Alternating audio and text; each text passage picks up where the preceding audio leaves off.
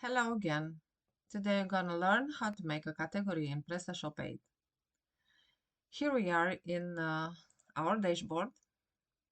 In Prestashop, we go to Catalog and then Categories.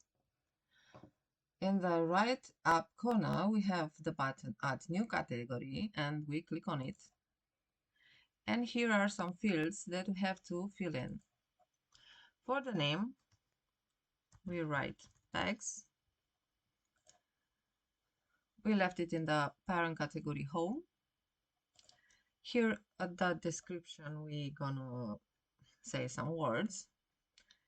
We do have a description already made, so we just paste it.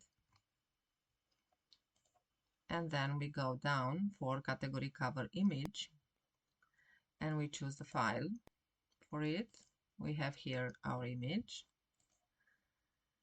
And then we go down below and click Save. And now we have a category named Bags. Here it is. Thank you for watching and don't forget to click the like button and subscribe for our channel. Bye!